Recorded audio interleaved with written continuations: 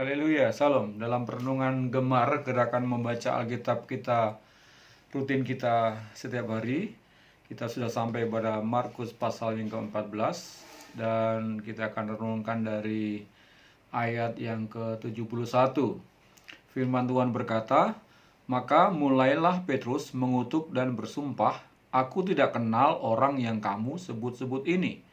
Ayat 72, "Dan pada saat itu berkokoklah ayam untuk kedua kalinya, maka teringatlah Petrus bahwa Yesus telah berkata kepadanya, 'Sebelum ayam berkokok 2 kali, engkau telah menyangkal aku 3 kali.'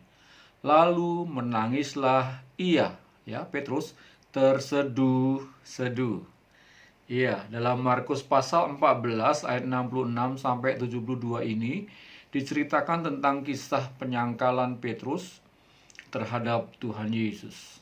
Nah, dari perikop ini kita bisa belajar beberapa hal. Yang pertama, penyangkalan Petrus diawali dengan sikapnya yang menjaga jarak dari Tuhan. Petrus dikatakan ayat 54 mengikuti Yesus dari jauh. Nah, orang akan mulai menjauh dari Kristus, dari Tuhan, maka orang itu sedang berjalan menuju jalan untuk menyangkali Tuhan. Orang menjaga jarak, orang mengikut dari jauh, menjauh dari Tuhan. Ibadah males, males, baca firman males, doa males, memuji Tuhan males, ketemu teman-teman gereja males, ketemu dengan hamba Tuhan males. Nah, kalau udah begini, kalau nggak cepat-cepat berbalik, bisa saja orang itu menyangkal dan akhirnya murtad. Iya, maka perhatikan kehidupan kita. Apakah kita sudah mulai menjaga jarak? Apakah kita mulai menjauh dari hal-hal rohani? Hati-hati. Katakan amin. Yang kedua, kita belajar penyangkalan Petrus itu timbul bisa terjadi karena ia berkumpul dengan para pengawal imam besar, dengan orang-orang yang membenci Tuhan Yesus dan duduk bersama dengan mereka. Dikatakan ayat 54, Petrus mengikuti dia dari jauh sampai ke dalam halaman imam besar. Dan di sana ia duduk di antara pengawal-pengawal sambil berdiam dekat api. Duduk di antara pengawal-pengawal. Ya, orang-orang yang memusuhi, yang membenci Tuhan Yesus. Ayat 69, ketika hamba perempuan itu melihat Petrus lagi, berkatalah ia kepada orang-orang yang ada di situ. Orang ini, menunjuk Petrus ya, adalah salah seorang dari mereka, dari kelompoknya Tuhan Yesus. Iya, kepada orang-orang yang ada di situ. Artinya Petrus sedang duduk berkumpul dengan orang-orang yang memusuhi Tuhan, yang membenci Tuhan Yesus. Dan itu membuat ia akhirnya salah mengambil keputusan. Karena salah bergaul. Itu sebabnya hati-hati dengan siapa kita bergaul. Kalau kita kumpul dengan orang yang mencemooh, maka kita bisa jadi pencemooh juga. Kalau kita kumpul dengan orang yang tidak rohani, maka kita bisa jadi tidak rohani juga. Kumpul dengan orang yang membenci Yesus, kita jadi bisa ketularan benci memusuhi Tuhan Yesus. Itu sebabnya kita berkata, janganlah kamu sesat. Pergaulan yang buruk merusakkan kebiasaan yang baik. Ya, hal-hal yang baik, hal yang rohani bisa luntur, bisa terkikis kalau kita berkumpul dengan orang-orang yang tidak rohani. Ayat 34 dari 1 Korintus 15 berkata, sadarlah kembali sebaik-baiknya. Sadar, ayo sadar. Dan jangan berbuat dosa lagi. Iya, ayo sadar, sama-sama kita sadar dengan siapa kita bergaul. Itu sebabnya nasihat firman Tuhan, Raja Daud mengawali mazmurnya, ya, dikatakan apa? Janganlah berjalan menurut nasihat orang fasik, engkau nggak akan bahagia. Jangan berdiri di jalan orang yang berdosa. Dan jangan duduk dengan orang-orang yang mencemooh. Jangan duduk dalam kumpulan pencemooh. Kebahagiaanmu hilang karena kau akan ketularan jadi buruk seperti mereka. Mencemooh, berdosa, fasik. Fasik tahu ya. Ngerti firman tapi nggak lakukan firman. Pelajaran yang ketiga, akhirnya Petrus melakukan dosa yang sangat berat. Ia menyangkal Tuhan Yesus di hadapan banyak orang. Pada saat dia seharusnya memberikan pengakuan dan tampil di sidang pengadilan sebagai saksi Yesus, tapi ia tidak melakukannya, bahkan ia menyangkal, ya, 3 kali menyangkal. Padahal selama ia bersama dengan Tuhan Yesus sering mengajar, memberitahu murid-muridnya bahwa mereka harus menderita baginya, pikul salib dan ikut Yesus.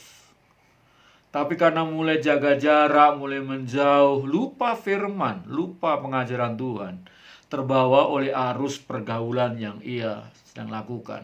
Dan akhirnya Petrus seketika berdusta, bersumpah tanpa berusaha untuk mencegahnya.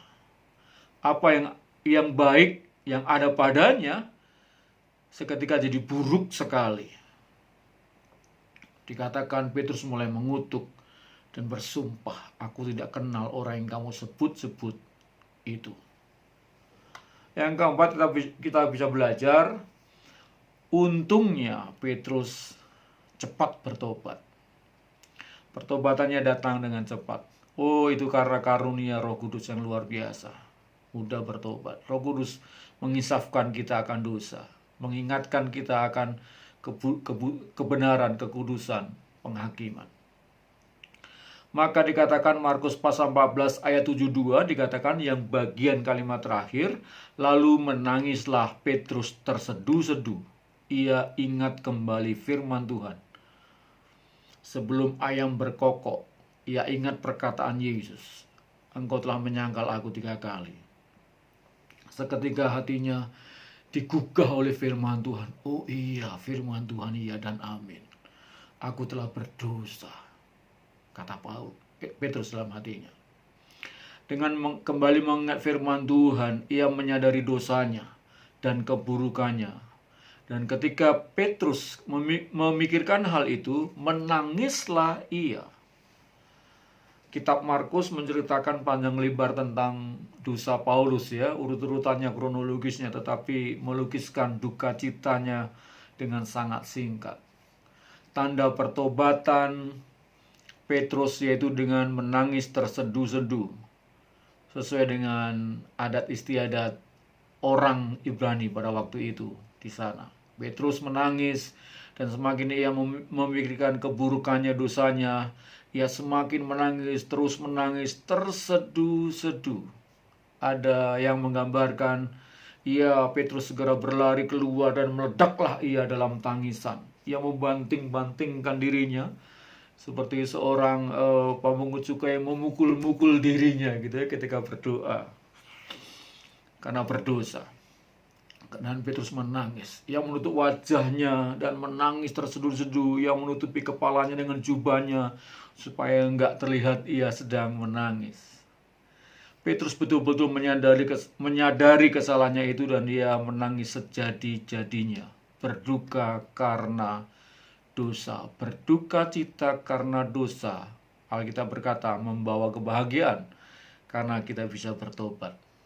2 Korintus 7 ayat 10 dikatakan, sebab duka cita menurut kehendak Allah menghasilkan pertobatan yang membawa keselamatan dan yang tidak akan disesalkan. Ya, nggak akan menyesal kita kalau kita berduka cita karena dosa kita, sehingga kita bisa akhirnya apa? Bertobat, ngaku dosa di hadapan Tuhan. Dan akhirnya Tuhan memulihkan Petrus dengan sempurna di Danau Galilea. Yohanes pasal 21 mencatat secara pribadi Yesus menemui Petrus dan mereka berdialog sangat erat, intim sekali. Yesaya 1 ayat 18 berkata, sekalipun dosamu merah seperti kirmisi, akan menjadi putih seperti salju. Sekalipun berwarna merah seperti kain kesumba, akan menjadi putih seperti bulu domba. Itu perkara firman Tuhan. Ayo minta ampun di hadapan Tuhan. Ya.